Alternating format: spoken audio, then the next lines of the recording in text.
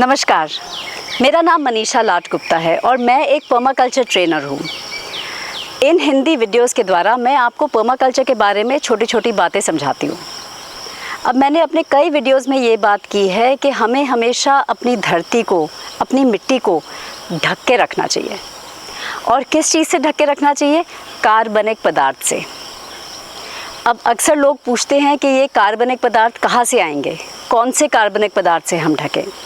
तो ये कार्बनिक पदार्थ कोई भी हो सकता है। आपके जो पिछली फसल के बचे कुचे टहनियाँ, पौधे, पत्ते, जड़ें, फल, गिरा हुआ फल, गिरे हुए फूल, कोई भी चीज़ जो कुदरत में, या आप समझिए आप किसी वन में जाते और आपको नीचे फर्श पे गिरे हुए मिलते, वो सारी चीज़ें अच्छे कार्बनिक पदार्थ है आपको अपनी मिट्टी पे वापस लौटाने के लिए।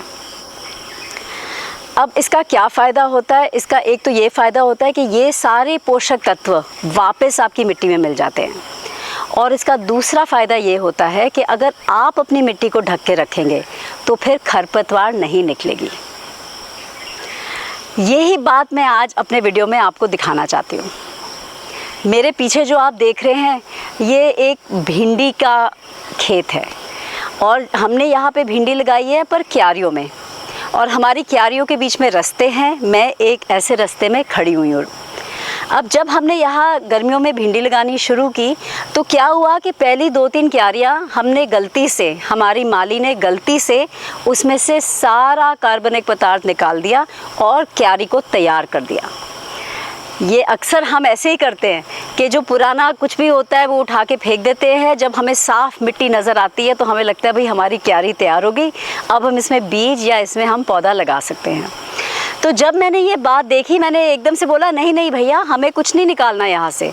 जो पुराना हमारा यहाँ पिछली फसल का जो कार्बनिक पदार्थ पड़ा हुआ है क्यारियों में, उसको आप वहाँ के वहाँ ही छोड़ दीजिए।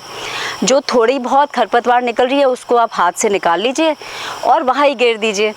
और फिर जो आपके भिंडी के पौधे हैं या बीज हैं वो इसी कार्बनिक पदार्थ के बीच बीच में आप लगा दीजिए। तो जो हमारी बाकी क्यारियाँ थी उसमें हमने ऐसे ही किया। हमारी जो पिछली फसल हमने यहाँ लगाई हुई थी वो थी अदरक।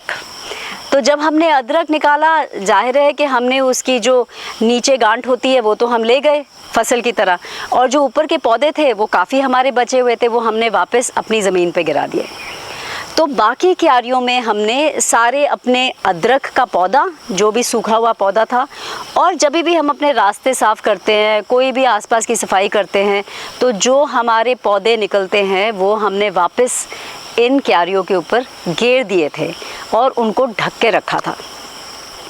गर्मियों में इसको ढक के रख दिया तो ये गर्मी से बच गए। मिट्टी में जो जीव जंतु हैं उनको कष्ट नहीं हुआ गर्मी से और वो मरे नहीं।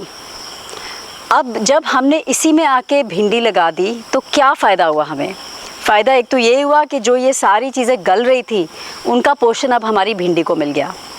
पर दूसरा फ़ायदा ये हुआ कि जब अब बरसात आई, जब वर्षा आई, तो जो 2-3 क्यारियाँ हमने पहले साफ़ कर दी थी भिंडी लगाने से पहले, उसमें घास ही घास हो गई।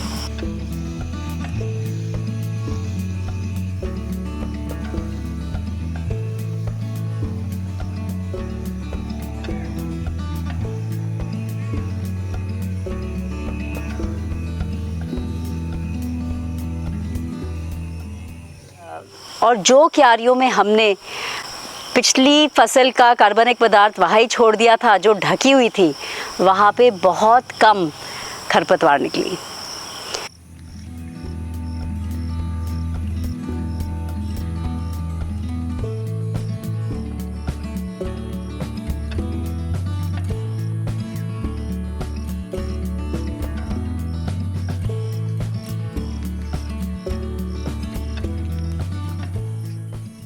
तो ये देखने पे सबको अब विश्वास हो गया है कि हमें हमेशा अपनी मिट्टी ढक के रखनी चाहिए, पुरानी चीज़ें इस पे पड़ी रहने देनी चाहिए और पुरानी फसल को छोड़ के नई फसल उसी के ऊपर लगा देनी चाहिए।